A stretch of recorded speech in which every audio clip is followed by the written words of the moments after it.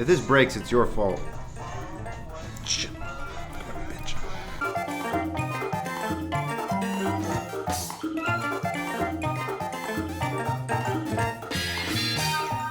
So Volo's Guide is a book about monsters.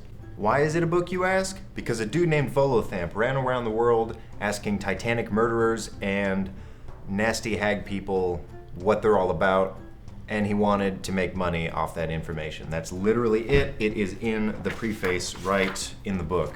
So then he came home and basically told a really sassy mage, hey, can you edit this book for me?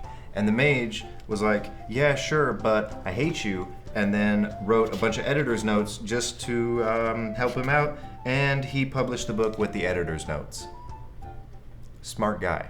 So basically, he wrote this book to help out adventurers. What we're gonna do is use this book to kill adventurers.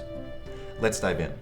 First thing I noticed about this book, the Guide to Monsters, not that many monsters. I believe Mordenkainen's had at least over 130 unique creatures. I know the Monster Manual has well over that. Volo's Guide has 127. 20 of those are variants on humans, and how is this? 4 of them are cows. A surplus of monsters is not really what this book is about, but I feel like it's what most of us bought it for. So reading further, I found that what this book is really for is the in-depth descriptions of the monsters that it provides, sort of an insight as to how they live their lives, what they're all about. And I think that most of us, as DMs, can use that information, if not for these specific creatures, for ones that we make ourselves. So first of all are the Beholders, the floating beach balls that are the pride and joy of Dungeons and Dragons. In this book, we learn 2 very important things about Beholders. First of all, they have crazy anxiety. They think that everything's gonna go wrong all the time. And on top of that, they have superiority complexes.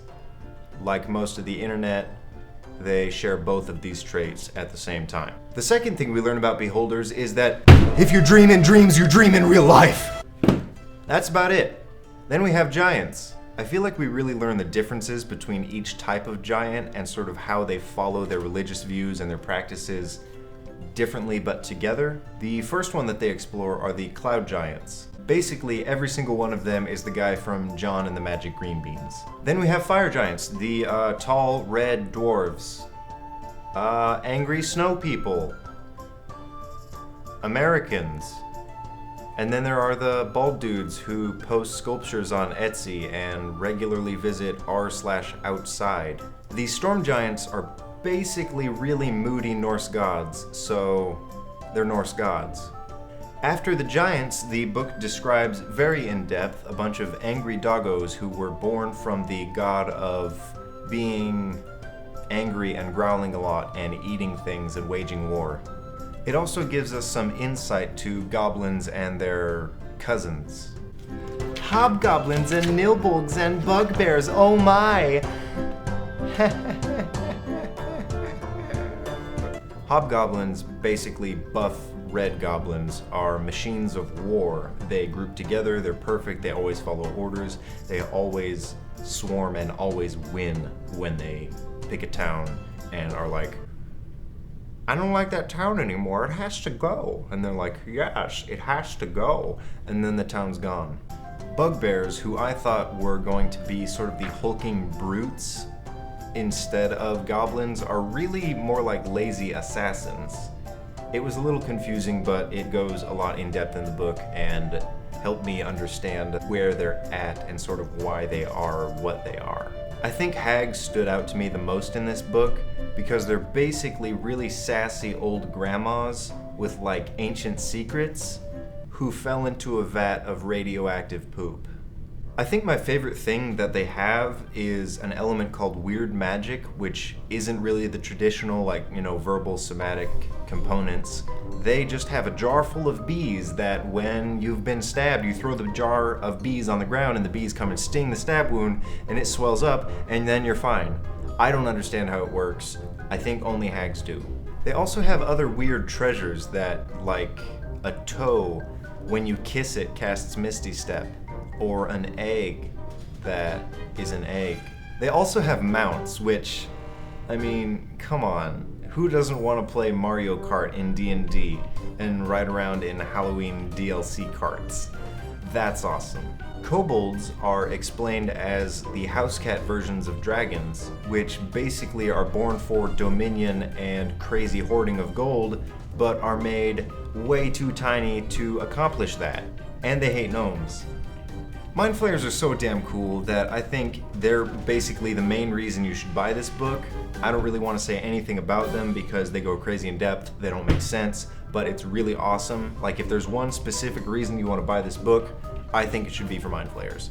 Then we have Orcs, who are sort of the bigger, lazier version of Dwarves, who instead of plundering the earth of its ores, they plunder cities of their everything and just make off with it and take naps in piles of gold.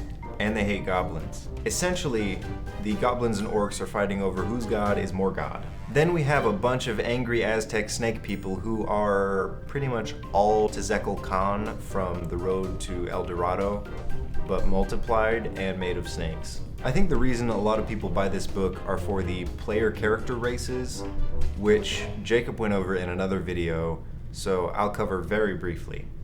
You have fish people, cat people, lizard people, megaphone people, barbarian people, introverts, and the Christian crew. I think the new bestiary is definitely really cool, even if it's lacking a little bit in variety. I think for the most part they're all sort of sub-versions of the races covered earlier in this book, but I'll pick out a few of my favorites. First of all, I really like gazers, which are basically the pet versions of beholders that beholders make, and then they die, and then you keep them, and they're really grumpy and sassy, and that just makes for a fun game. Then you have Devours, which are from well beyond 3.5, but 3.5 is the first game where I encountered them. Oh boy. Oh boy. I also thought that guard drakes were really cool. I mean, they're very difficult to make in-game, they're very specific, but I really like the concept. I think it could be simplified more and made more open to a lot of different characters and races. Then Chorids were really cool. I like that they're way more powerful than their challenge rating pretends that they are. Then you have Alhoons, which are super awesome, and then Neolithids.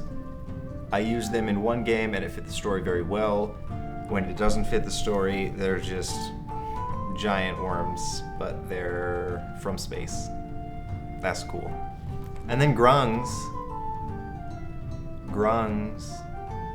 Then you got guys like Grandpa Stevens, Jimmy Plumpkins, my ex, Mario and Luigi, Bard. Compared to other books, I think it's a great addition. I think it fits in very well with everything that's been made. It doesn't recover any topics, so it's all new information. I wouldn't say it's as crucial as Xanathar's, which is more of an expansion on both the DM's guide and the player's handbook. Its content is basically very similar to Mordenkainen's. It came first and it doesn't cover the same topics, but it basically gives DMs some creative space and some unique ideas that they can implement and create new quests with new creatures and a whole bunch of new stuff. But if you aren't interested in a few extra monsters from the classical lore or want extra player races, this might not be the book for you.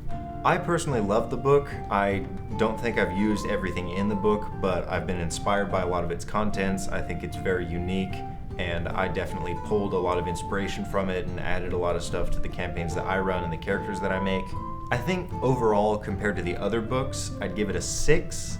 I think compared to other bestiaries from other editions of the game or other sort of spin-offs, I'd give it maybe an 8. I think it has a lot of valuable stuff, not compared to the Monster Manual. I really think this book is best suited for experienced DMs who are running out of creative ideas and need something new to push them into writing the next adventure.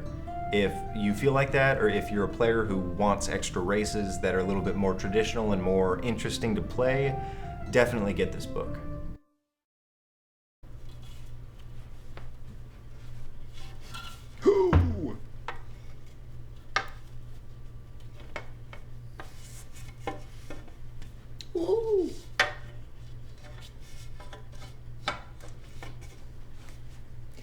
If I dry fire this, it's basically going to explode into my eyeballs, so I'm not doing that. That wouldn't be a funny gag. Also, the computer's right there, so I would break it. The video's over.